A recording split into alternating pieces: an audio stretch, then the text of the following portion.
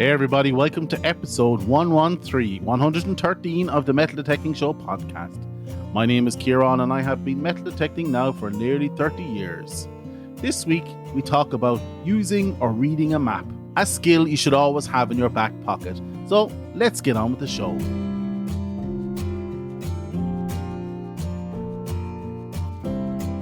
Hey everyone, before we start, I want to thank you for listening to the podcast and I hope you enjoyed the show this week. But before we begin, I want to give you the following information. If you want to give me feedback or interact with the show, please reach out to me on Twitter at DetectingThe or Instagram at the Metal Detecting Podcast.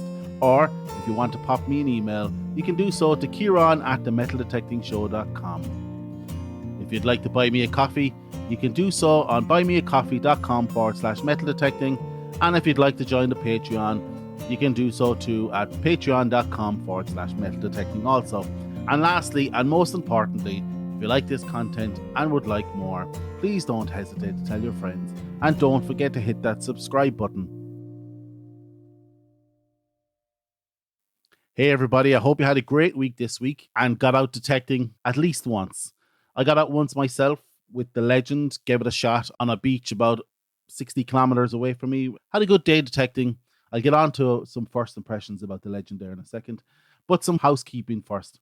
You may have noticed some ads coming in on the podcast directly from Buzzsprout, which is my host.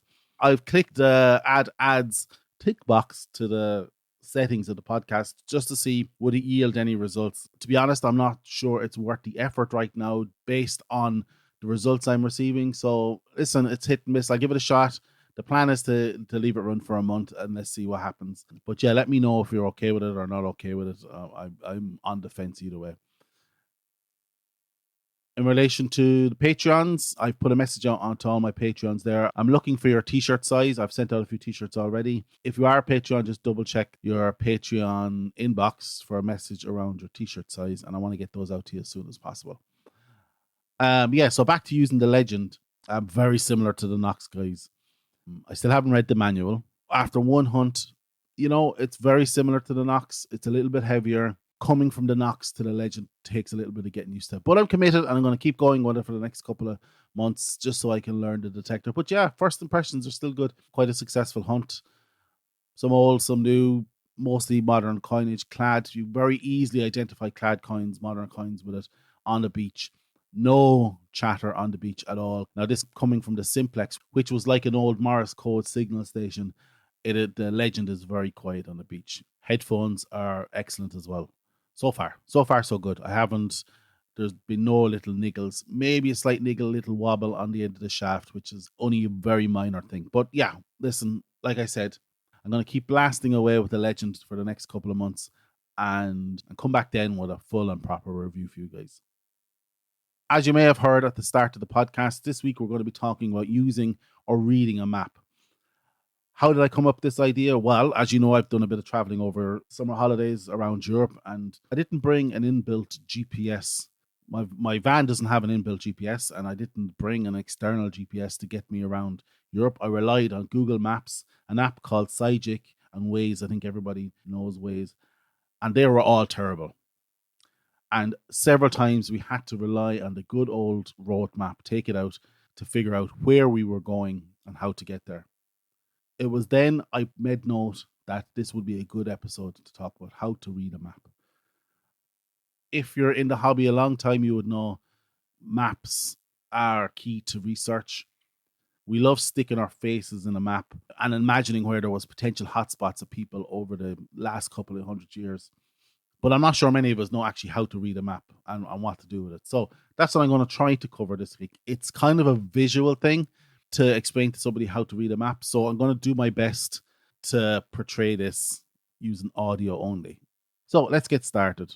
What is map reading? Well, I suppose map reading is interpreting geographic information that's portrayed on a map and informing a mental picture of that map in your physical world around you.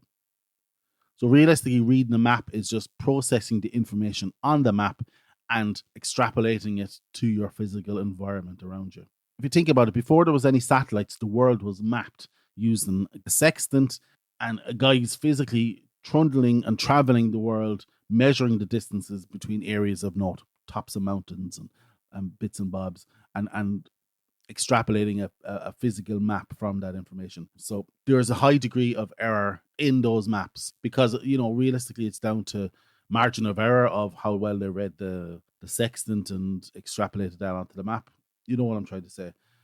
So, but these days, with the advent of GPS, maps have got way more accurate and contain a lot more information. And some of that information, is very important in helping you read the map. So you've got the title. Obviously, the title of the map is super important. The title pretty much indicates where you are looking at in the map. Might not be where you actually are. So you want to make sure you actually have the right map for where you are or where you're going. There's other information like the scale. You can have a bar scale, which is a graphical format of bar length equals the real world units indicated on the bar. So a bar length may be, if you can imagine, a black bar on the edge of the map, and that might be 1 centimeter long or 1 inch long, and that equals 5 kilometers or 5 miles on the map. So the scale is 1 inch to 5 miles or whatever. And then there's variables, which is actually what I just said, 1 inch to 100. So there'll actually be a variable indication, and it will actually say 1 inch equals 100 feet. Both were used on old maps, so going back to the 1500s. So pretty consistent in the scale piece. The only issue maybe, like I said, in the older maps, the scale might be a little bit inaccurate. And then there's another way. It's called representative fraction. That is, say, for example, it might be 1 to 100. And that implies 1 unit on the map equals 100 of the same units on the ground. Now, it wouldn't realistically be 1 to 100. It's normally 1 to 24,000 or 1 to 1,200, for example. And this brings us into the sort of scale aspect of the map. So you've got large scale versus small scale. A small scale map covers a larger area. So when you're looking at the map of the world, that's a small scale map. A large scale map covers a smaller area and carries far more detail.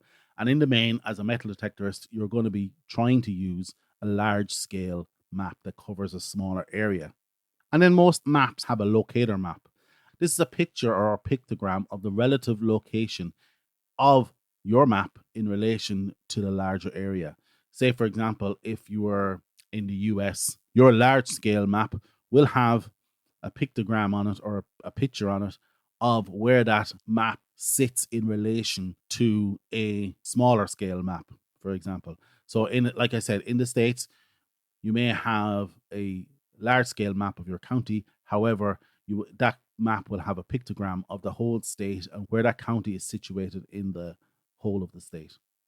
So maps generally include a key also to any and all symbols used on the map, such as roads, bogs, bridges, churches, big X's to mark treasure. You know the story. And those keys and symbols may be unique to your locality, but they're all there on the map for you to understand and read. Let's get on to the actual activity of reading the map.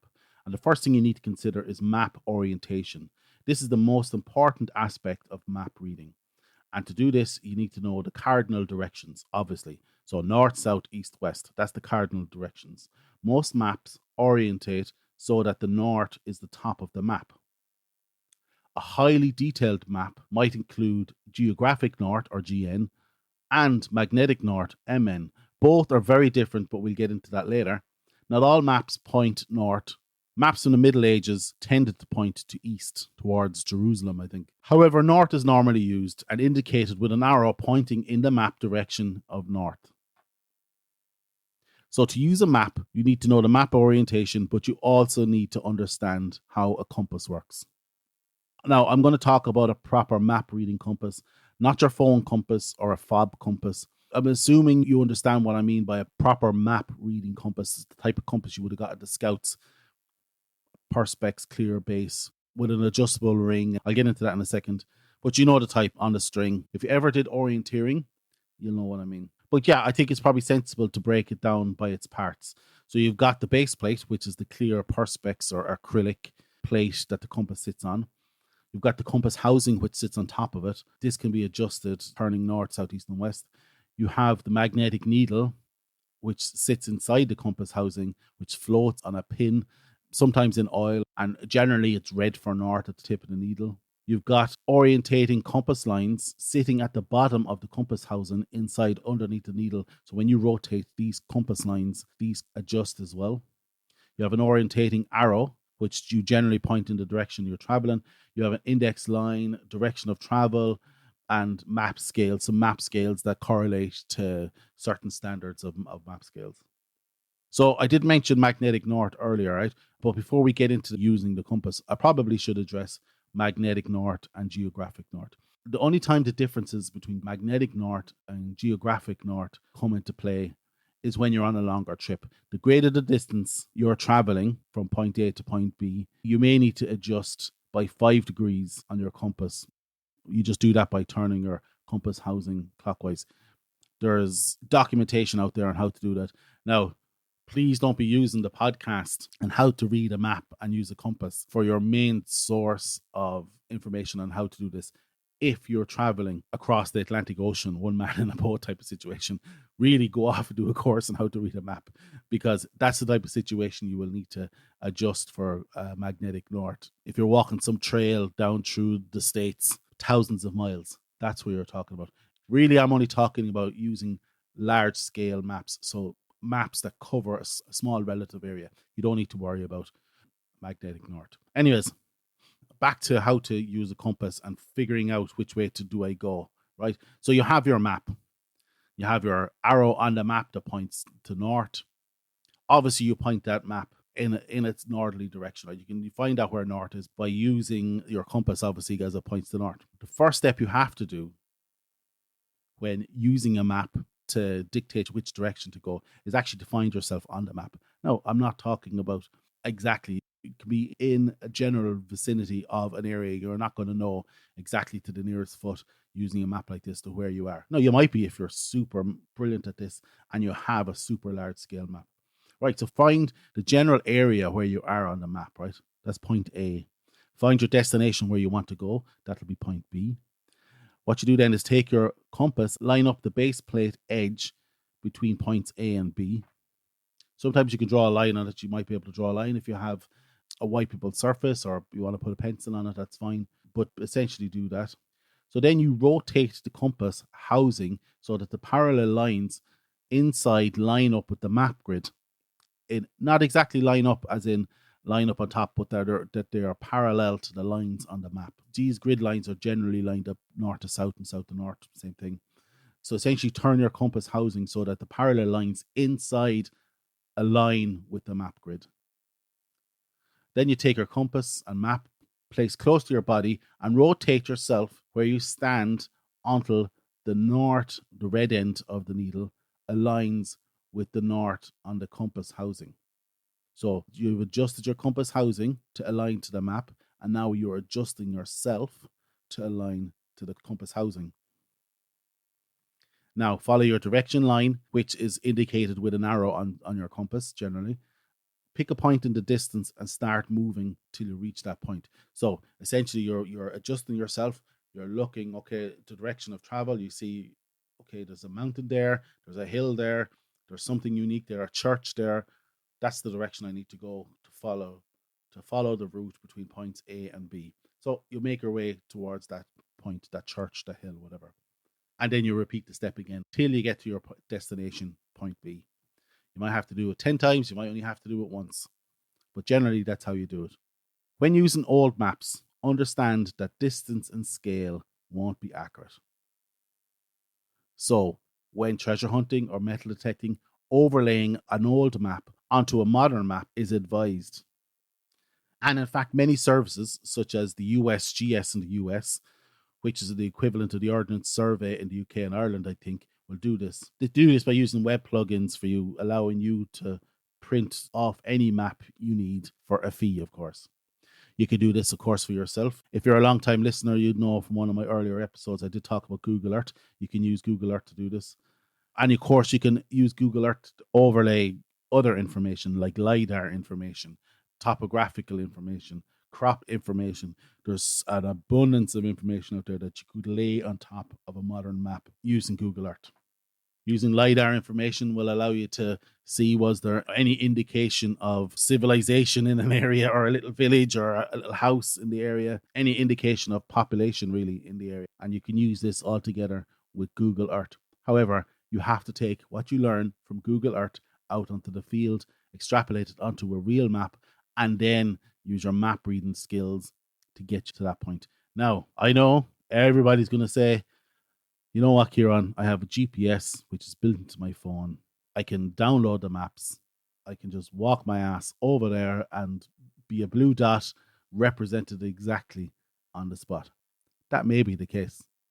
But if you're planning on doing a 2-3 day hike across some state in the wilderness, I would not be wanting to rely on my mobile phone's ability to pick up GPS, its ability to hold battery and maintain some signal strength.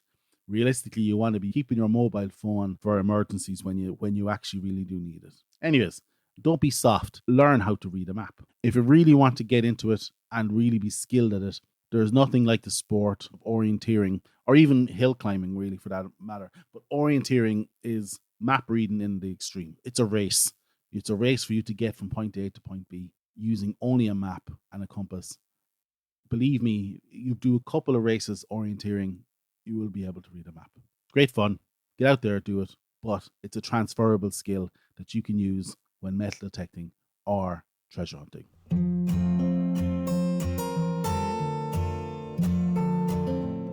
And that's it for this week, guys. I hope you like this episode of the Metal Detecting Show podcast. Check out the website, www.themetaldetectingshow.com, for this episode's show notes. Check out the Patreon page. Check out the Buy Me a Coffee page, all with /metal detecting. If you feel like taking your appreciation to the next level, feel free to leave me a positive review on any podcast directory of your choice. If you like this content and would like more, please don't hesitate to tell your friends. And don't forget to hit that subscribe button. Once again, I hope you enjoyed this episode, and we will chat to you all again next week. Get out there, eyes down, use your compass, good luck, and happy hunting.